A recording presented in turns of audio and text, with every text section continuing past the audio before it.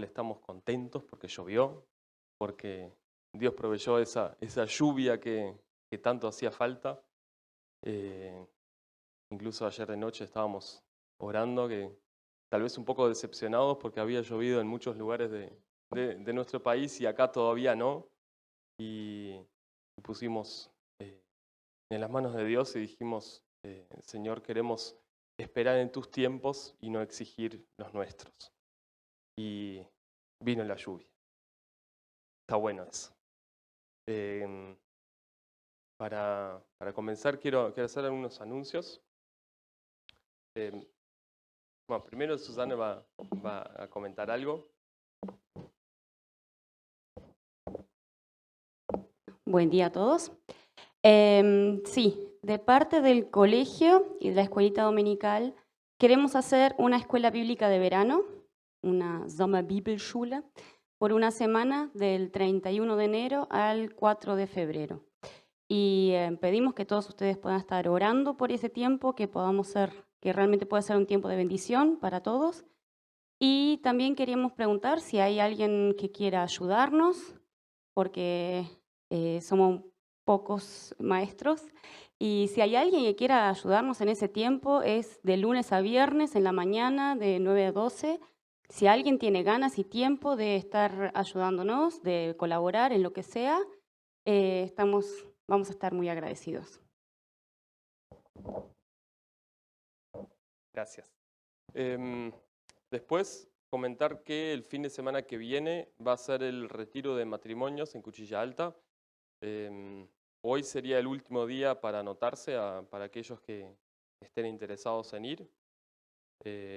Me parece que estuvo el aviso en el WhatsApp de Gemeinde, de la congregación. No sé si todavía hay alguien que tenga interés. Están a tiempo todavía. Después comentar, bueno, ayer de noche tuvimos una reunión hablando de diferentes temas que tienen que ver con la reunión anual de nuestra conferencia, que va a ser del 4 al 6 de febrero. Va a ser dentro de 3 semanas. Va a ser en Gartental. Y también otra cosa que comentamos ayer de noche, vamos a tener una reunión anual de nuestra iglesia, la asamblea anual de nuestra iglesia, que va a ser el día 12 de febrero, acá en la iglesia. Vamos a pasar todavía la invitación un poco más formal, pero para que ya vayan sabiendo la fecha. Muy bien. Quiero orar para comenzar este culto. Señor, estamos tan agradecidos por esa lluvia que tú nos has mandado en esta noche. Gracias porque tú siempre provees de lo necesario, tú nos provees de lo que necesitamos en el momento en que lo necesitamos y en el lugar en el que lo necesitamos. Tal vez a veces nos ponemos ansiosos y queremos tener las cosas ahora y ya, pero ayúdanos a entender tus tiempos y a ser pacientes. Gracias porque tú nos amas y nos conoces muy bien y sabes todo lo que necesitamos. Queremos poner este tiempo en tus manos y que lo bendigas y que podamos aprender más de ti. Amén. Todo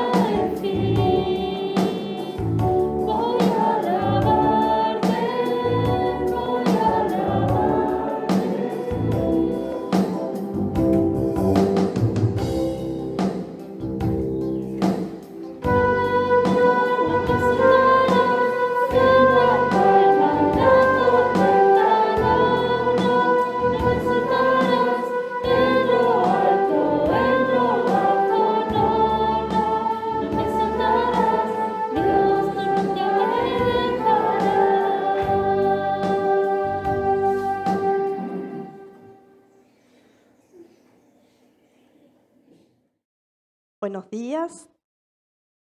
Hoy vamos a escuchar el proverbio número 25 de la Nueva Traducción Viviente.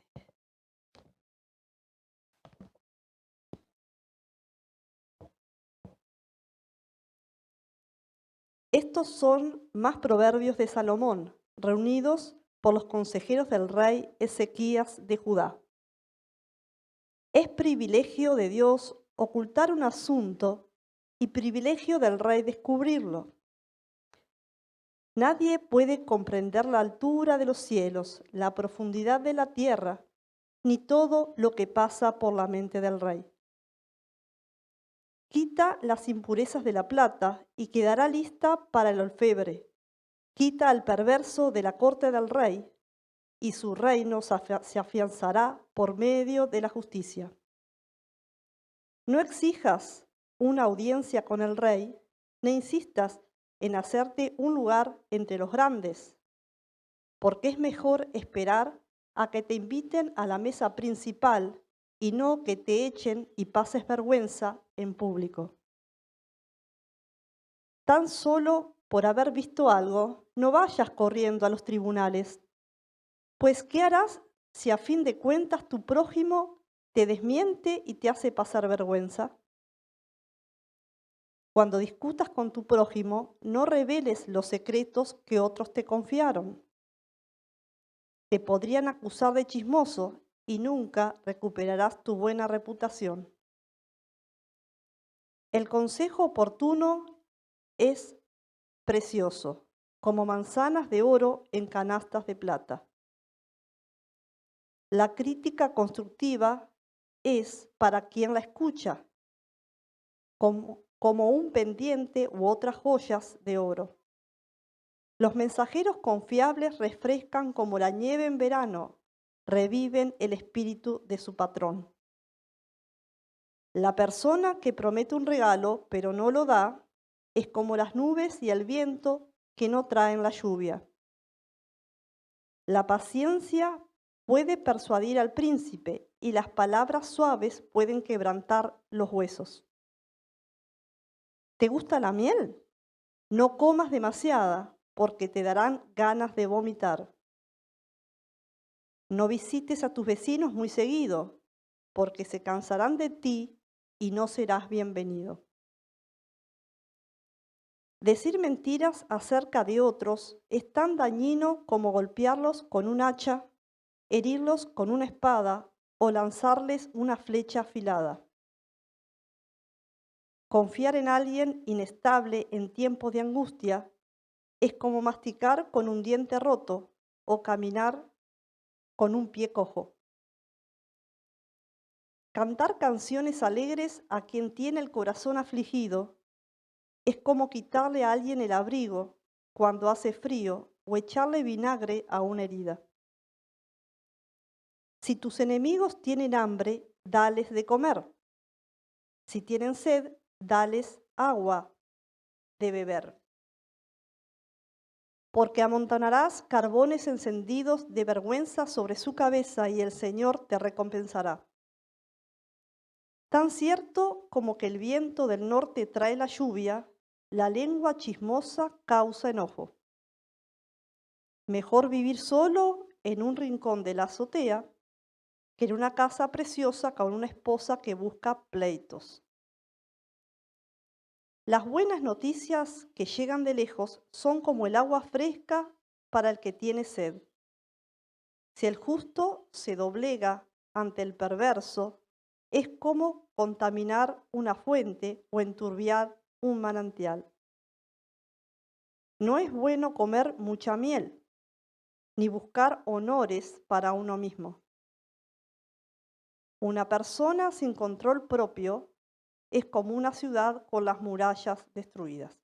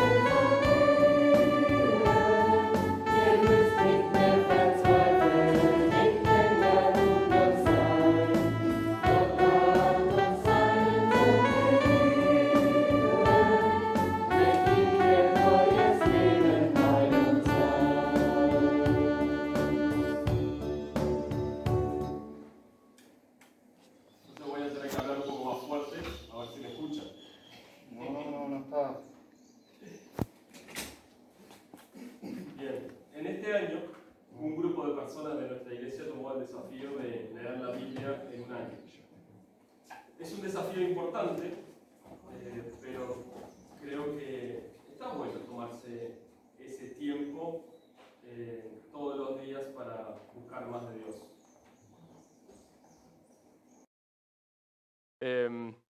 Es así que hace unos días estuvimos leyendo la historia de Abraham, de su vida, sus experiencias con Dios y su anhelo de tener un hijo con Sara, su mujer.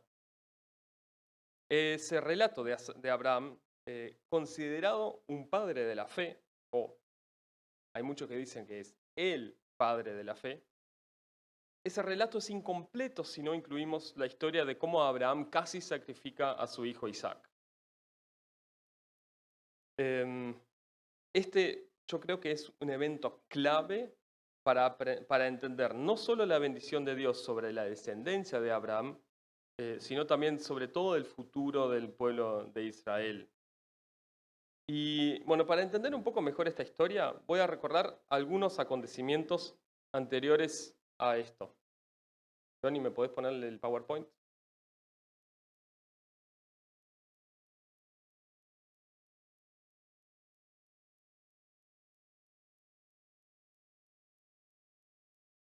Bien. Cuando inicia el relato sobre Abraham en la Biblia, lo vemos por primera vez en el... no.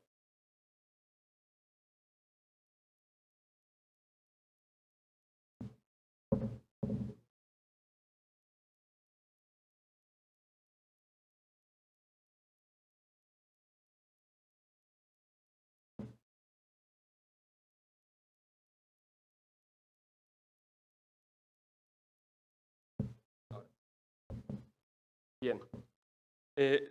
La primera vez que aparece Abraham en el Antiguo Testamento es en Génesis 12. Y yo voy a leer los primeros 3 versículos que hablan de Abraham en la Biblia. Y dice así, Génesis 12, del 1 al 3. Pero Jehová había dicho a Abraham, en aquel momento se llamaba Abram sin la H, ¿sí? Después, más adelante, Dios le cambia el nombre, ¿sí? Jehová le había dicho a Abraham, vete de tu tierra y de tu parentela, y de la casa de tu padre, a la tierra que te mostraré. Y haré de ti una nación grande, y te bendeciré, y engrandeceré tu nombre, y serás bendición. Bendeciré a los que te bendijeren, y a los que te maldijeren, maldeciré. Y serán benditas en ti todas las familias de la tierra. En el versículo 2 dice, haré de ti una nación grande. Pero a esa altura Abraham no tenía hijos. Luego vemos en el capítulo 15, esto es el 12, ¿no? En el capítulo 15 leemos que Abraham le pide un hijo a Dios. Y él recibe de parte de Dios la promesa de que tendrá un hijo propio. Luego en el capítulo 16 encontramos a Sara queriendo ayudarle un poquito a Dios y le entrega a Abraham a su sierva Agar para que tenga un hijo con él. Y de esa relación nació Ismael, que era un hijo de Abraham, pero no era el hijo que Dios le había prometido originalmente. Por eso en el capítulo 17 leemos que cuando Abraham tenía 99 años, Dios se le aparece nuevamente para hacer un pacto con él a través de la circuncisión. Y ahí le promete muchas bendiciones y que él lo multiplicaría y que lo haría padre de muchas naciones. Lo mismo que ahí. ¿Sí? Finalmente en ese mismo pasaje Dios le promete a Abraham, que tenía 99 años, que él tendría un hijo con su esposa Sara, que a esa altura tenía 90 años, y que a ese hijo lo llamaría Isaac, y que su pacto seguiría con Isaac y sus descendientes. Un capítulo más tarde, en el capítulo 18, Dios repite otra vez esa misma promesa de que tendría un hijo con Sara. Y Dios cumple sus promesas. Nace Isaac. Imagínense la alegría de Abraham y de Sara. Después de tanto tiempo de espera, por fin van a tener un hijo propio. Nosotros sabemos lo que significa esperar un hijo. Es un tiempo de espera ansiosa. Todos los meses. Y todos los meses una nueva decepción. Años de tensión. Años de esperanzas frustradas. En nuestro caso solo fueron 4 años. Pero Abraham y Sara esperaron décadas. Y creo que al final se resignaron. Y dijeron, y bueno, no vamos a tener hijos. Pero leemos que ahí después leemos que cuando Dios le dice por primera vez a Abraham, vas a tener un hijo con Sara, tu esposa, Abraham se rió, porque él ya sabía que biológicamente eso era imposible. Sin embargo, para Dios no hay imposible. Y sabiendo que Isaac era el hijo de la promesa de Dios, y que Dios le prometió específicamente a Abraham que a través de Isaac él seguiría su pacto, Abraham unos años más tarde despide a Agar y a su hijo Ismael y los manda lejos. Y solo queda con Isaac, su hijo, en el campamento. ¿Sí? Eso un poco a modo de introducción. Y ahora vamos a leer la historia que queremos ver hoy. Y dice así, aconteció después de estas cosas que probó Dios a Abraham y le dijo a Abraham y él respondió, heme aquí. Interesante, a esta altura Abraham ya conoce muy bien la voz de Dios. Al punto que cuando Dios le habla, él al toque le dice, heme aquí. Abraham se pone a disposición. Y creo que en este versículo hay una palabra clave que es probó. Y a veces nosotros nos olvidamos un poco de esa frase. Leemos la historia como una historia, pero acá dice que Dios lo probó a Abraham. Es la primera vez en la Biblia que vemos este concepto de que Dios prueba a alguien. Nosotros sabemos que luego este concepto aparece muchas veces y es más, en el Nuevo Testamento hay muchos versículos que hablan de las pruebas. Y de hecho se nos dice que Dios nunca nos va a poner a una prueba que supere nuestras capacidades. Pero en este caso, por lo menos al principio, no sé, yo lo pondría en duda si no era casi algo que superaba las capacidades de Abraham.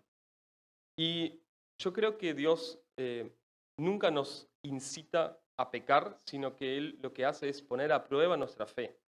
No es una invitación a fallar, sino una motivación a aferrarnos a nuestro Dios y a buscarlo más que nunca.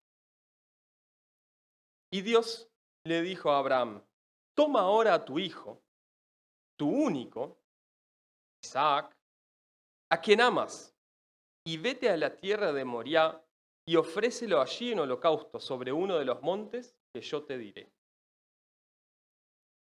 Nosotros en la Biblia no encontramos una respuesta de Abraham a esta orden de Dios. Pero si Dios me dice algo de eso a mí, yo lo primero que se me ocurre es decir, perdón Dios, ¿qué me estás diciendo? A ver, repetímelo porque, no sé, acá le erraste, no podés pedirme algo así. Hoy hicimos una introducción larga en la que vimos cómo Dios varias veces le promete a Abraham una gran descendencia. Y por lo menos 2 veces antes de que naciera Isaac, Dios le promete a Abraham que a través de Isaac se iba a cumplir esa promesa. Y que a través de Isaac iba a seguir su pacto con la familia de Abraham. Y ahora le pide que lo mate. ¿Qué Dios haría eso? ¿Dios habrá dejado de ser confiable? ¿Habrá cambiado su parecer sobre esa promesa que había hecho? ¿O puede ser que Abraham haya escuchado mal antes? Porque ahora no hay duda que Dios le está pidiendo exactamente eso que él escuchó. Pero hay una cuestión moral y ética también en esta cuestión. El sacrificio de humanos o de niños es una de las cosas que más se han condenado en la Biblia. Y más de una vez, cuando aparece la prohibición de matar a los hijos, o sacrificar a los hijos, se dice que esto de no sacrificar hijos diferenciaría al pueblo de Israel de todas las naciones que las rodeaban.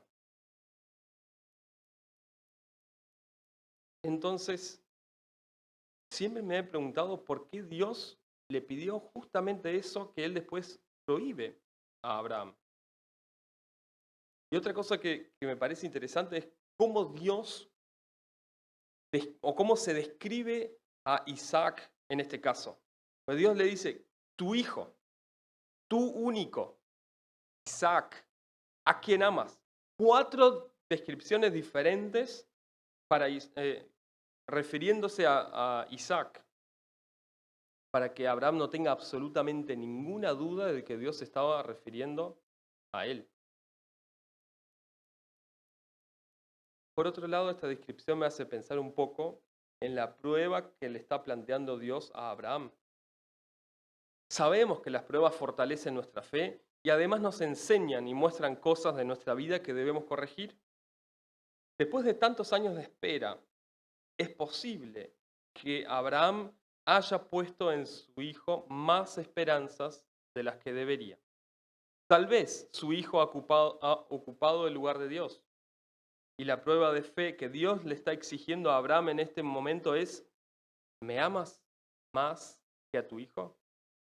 ¿Estás dispuesto a sacrificar a tu hijo para hacer mi voluntad? Jesús plantea algo similar, pero con unas palabras un poco diferentes en Lucas 14:26. Y Jesús dice, si alguno viene a mí y no aborrece a su padre y madre, y mujer, e hijos, y hermanos y hermanas, y aún también a su propia vida, no puede ser mi discípulo. ¿Tú estás dispuesto a poner a Dios por encima de tu familia y por encima de todo lo que tienes? Si Él te pide que dejes todo lo que tienes e irte para hacer su voluntad, ¿lo harías? Recuerda que si no estás dispuesto, no puedes ser discípulo de Jesús. Está bien clarito. Seguimos. Abraham se levantó muy de mañana, ensilló su asno y tomó consigo 2 siervos suyos y a Isaac su hijo, y cortó leña para el holocausto, y se levantó y fue al lugar que Dios le dijo. Esto es algo que me impresiona de Abraham. Él no duda. Él no busca excusas. Él no dilata lo que debe hacer. Él no hace un comité para deliberar si es lo correcto o no, o si hay alguna alternativa. Él se levantó, dice, muy de mañana. Él no deja nada al azar. Él prepara todo lo necesario y hasta lleva leña para no tener contratiempos después. Dice, y al tercer día Abraham alzó sus ojos y vio de lejos el lugar. Entonces dijo Abraham a sus siervos, esperad aquí con el asno, y yo y el muchacho iremos hasta allí, adoraremos y volveremos a vosotros. Durante 3 largos días han estado caminando. Me imagino que durante todo ese tiempo Abraham se habrá quedado esperando escuchar la voz de Dios diciendo que no iba a ser necesario sacrificar a su hijo. Pero nada. ¿Cuántas cosas habrán pasado por esa cabeza de padre que había puesto tantas esperanzas en su hijo? Y ahora va camino a entregárselo a Dios. Porque él está convencido de que hacer la voluntad de Dios es más importante que cualquier otra cosa. Y llegando al lugar, él deja a sus siervos para ir solo con su hijo. Es que seguramente si los siervos supieran, podrían haber impedido los planes de Abraham con su hijo. Y Abraham a sus siervos les dice 3 cosas que iban a hacer. Ir, adorar y volver. Ahora, ¿cómo puede Abraham decir que volverán juntos si lo que Dios le había pedido era matarlo? Creo que el libro de Hebreos nos da un poco una idea de eso. En Hebreos 11, los versículos 17 al 19, dice, por la fe, Abraham, cuando fue probado, ofreció a Isaac, y el que había recibido las promesas ofrecía a su unigénito, habiéndosele dicho en Isaac que será llamada descendencia, pensando que Dios es poderoso para levantar aún de entre los muertos, de donde en sentido figurado también le volvió a recibir. Abraham creía en lo que Dios le había dicho cuando le prometió a su hijo. Y la segunda vez cuando Dios le promete a su hijo, perdón, la primera vez cuando él le prometió que iba a tener a su hijo de Sara, y Abraham se rió porque no podía creer que podía pasar algo así, Dios le dice así, textual,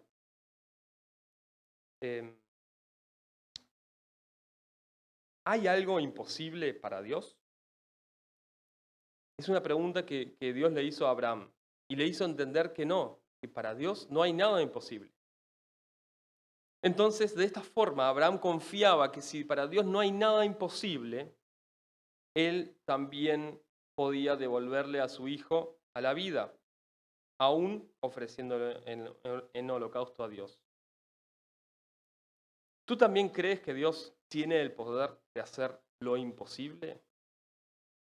Si es así, deberíamos vivir de esa forma, es decir, deberíamos planificar cosas que son más grandes de lo que nosotros podemos hacer por nuestras fuerzas, de tal forma que nuestros planes estarían destinados al fracaso si Dios no está en ellos.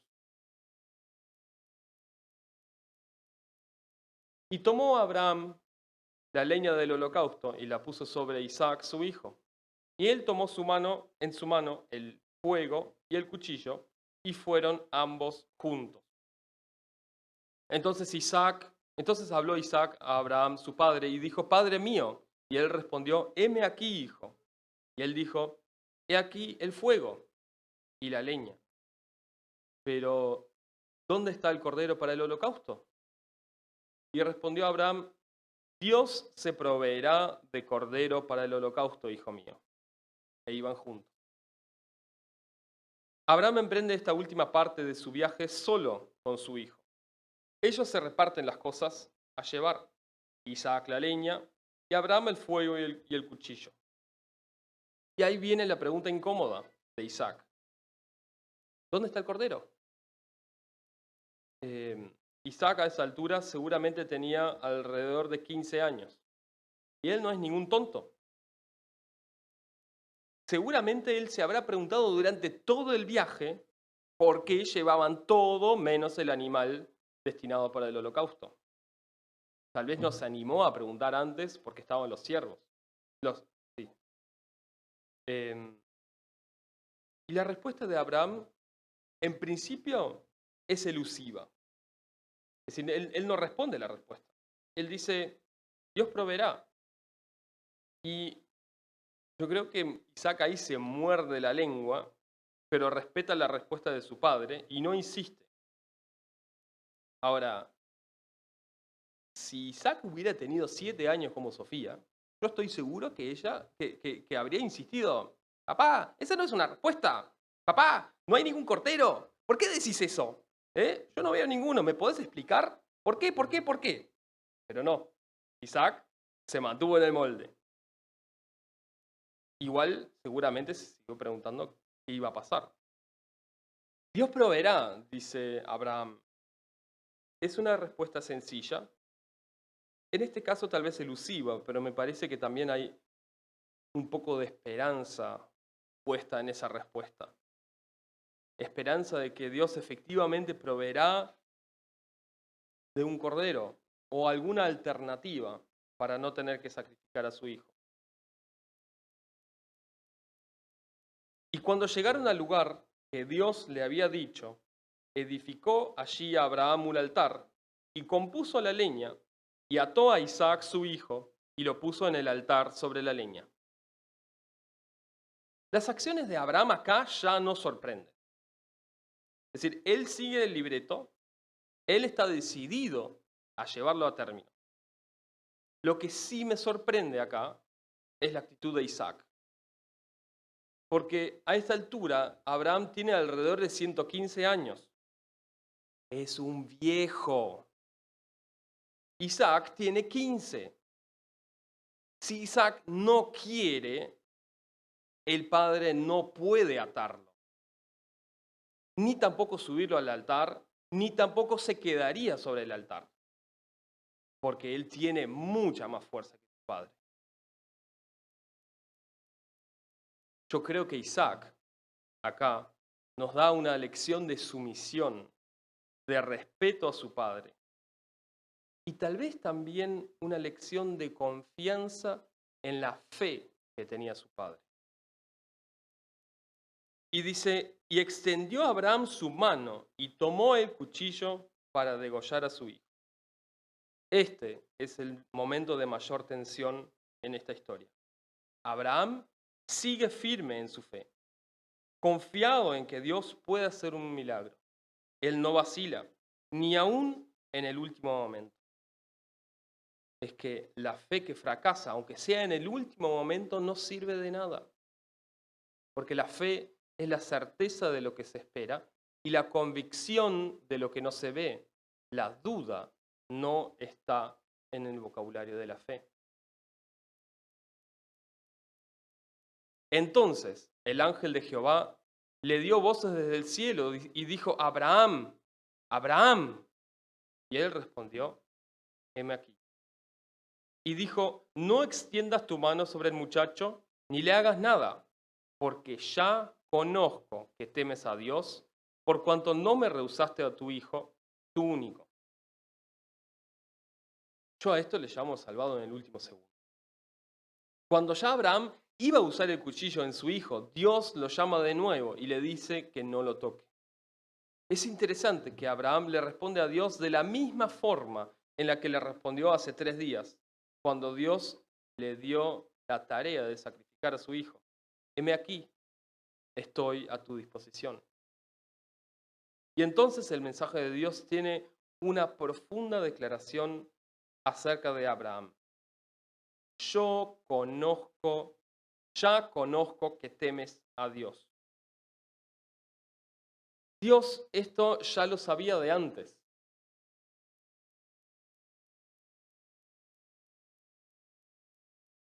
Dios esto ya lo sabía de antes.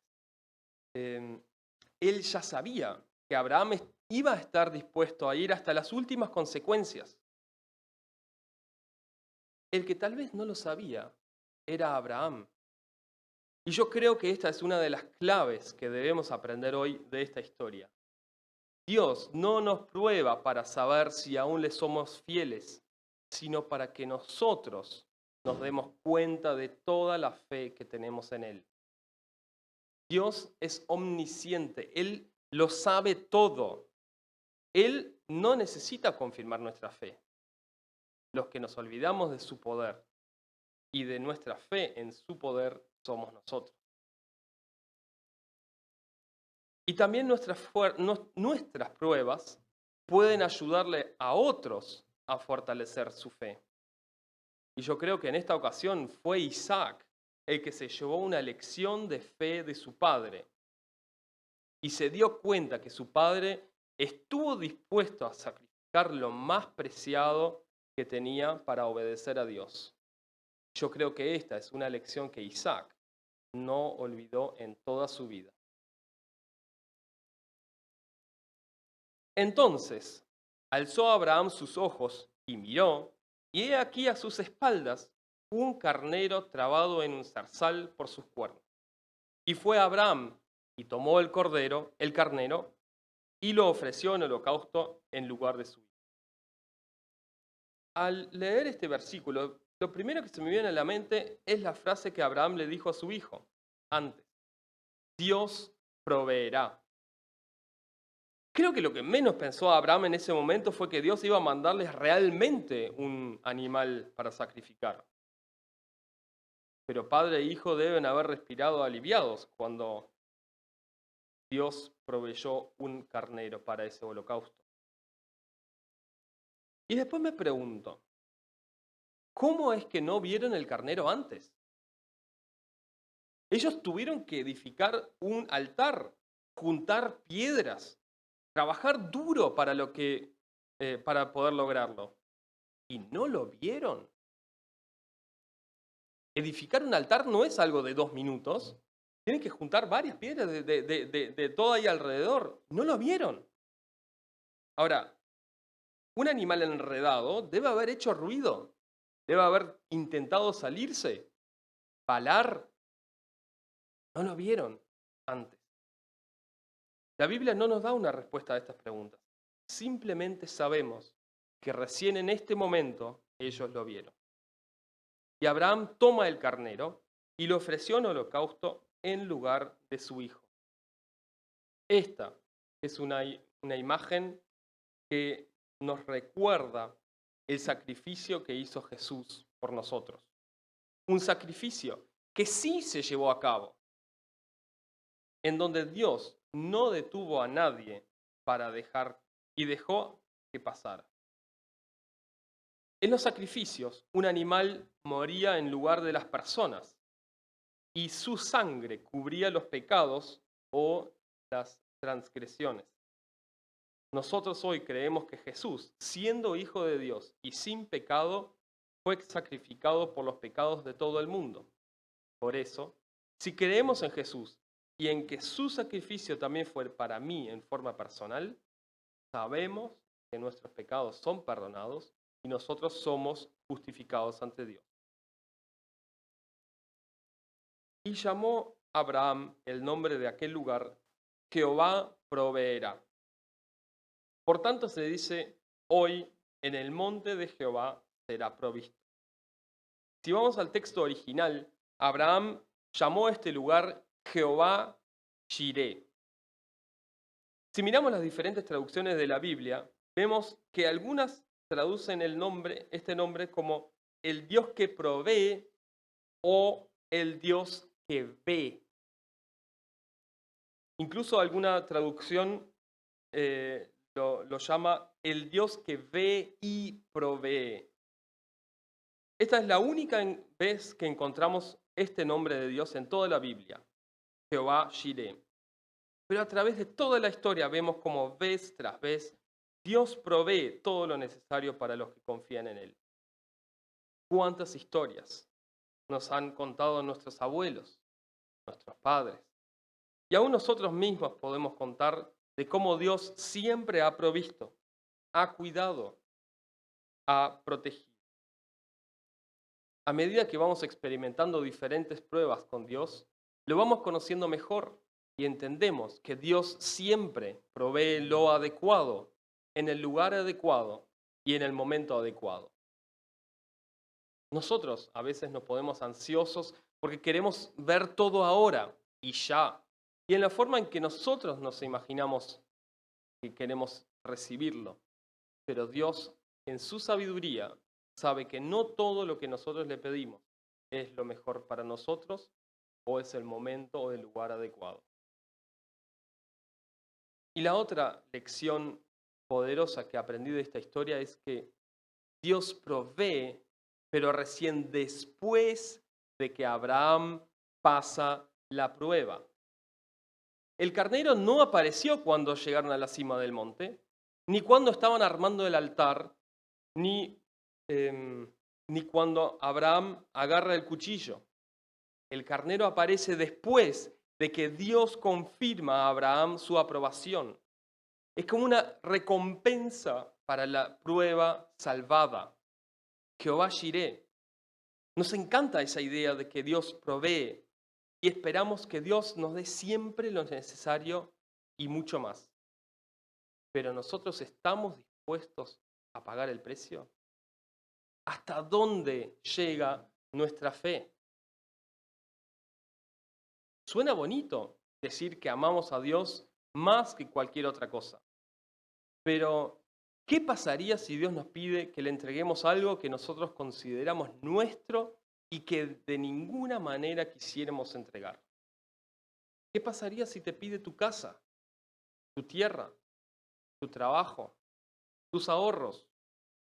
¿Qué harías si Dios te pide irte a otro lugar y ya no estar con tu familia o con tus amigos? Y si Dios te pide que ya no planifiques de acuerdo a tus posibilidades, sino de acuerdo a sus posibilidades. Que te pida un paso de fe que parece no ser razonable. ¿Estarías dispuesto?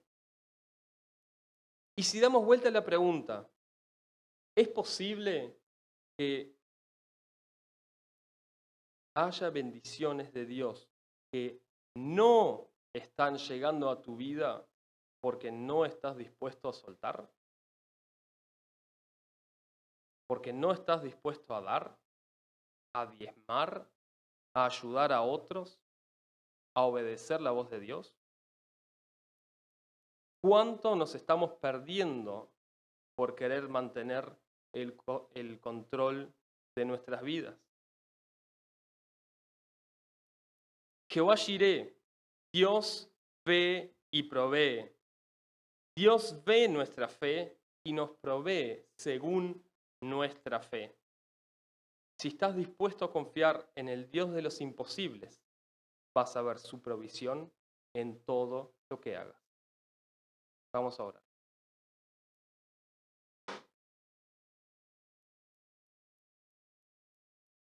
Señor, gracias por esta historia. Gracias por todas esas cosas que podamos aprender a través de esta historia y que podamos saber, Señor, que tú siempre provees. Tú eres un Dios que quiere darnos mucho más de lo que necesitamos. Señor, gracias que tú a veces nos pones pruebas en nuestro camino y a veces no entendemos por qué pasan ciertas cosas.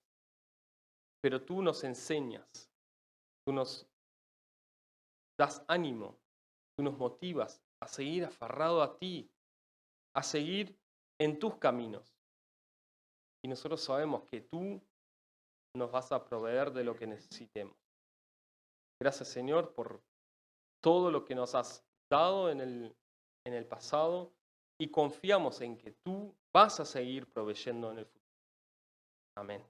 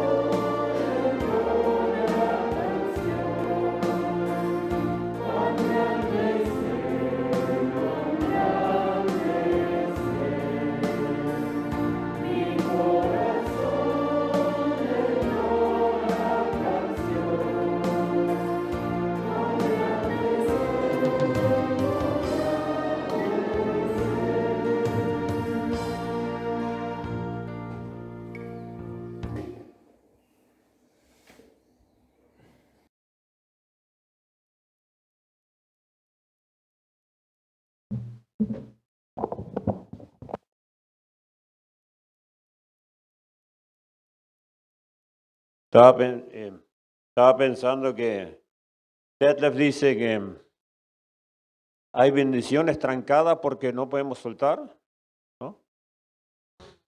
Hay a veces, ¿no? Estaba pensando. Otra cosa que nosotros todos saben que hemos convocado el miércoles pasado y hemos avisado a otros grupos que estaban orando también por el miércoles por tema lluvia. Estaba la alianza pastoral que le avisamos a algún político también, avisamos al grupo nuestro en Isilia Paulier y avisamos a la iglesia de Cufré. Entonces, ¿está Dios uniendo la iglesia? Ponernos más de acuerdo. Como hay inquietudes por tema COVID que hay separación, ¿no? Yo creo que Dios está llamándonos a juntarnos, a ponernos unánimes. ¿Y cuánto cuesta a veces, no?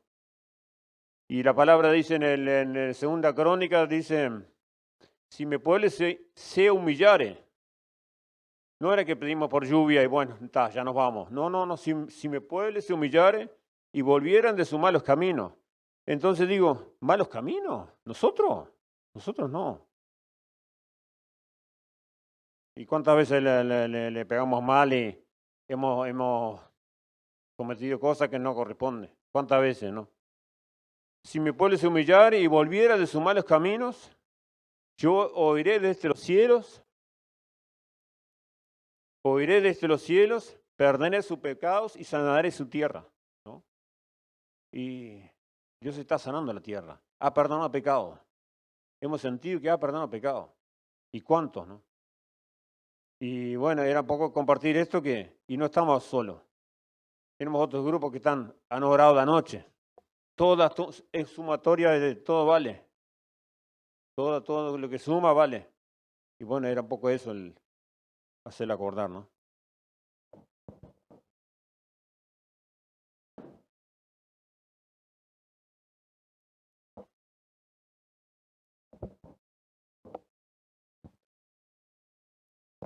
Gracias, Alfred. Los invito a pararse. Voy a terminar el culto de hoy siguiendo el mismo pasaje que ya estábamos leyendo. En Génesis 22, nosotros leímos hasta el versículo 14 y ahora quiero leer los versículos 15 al 18. Dice que Dios le habló una vez, ¿sí? Y después dice que el ángel del Señor volvió una segunda vez y le da una promesa, un pacto unilateral, es decir, un pacto que solamente es de Dios hacia Abraham, no tiene ida y vuelta, ¿sí?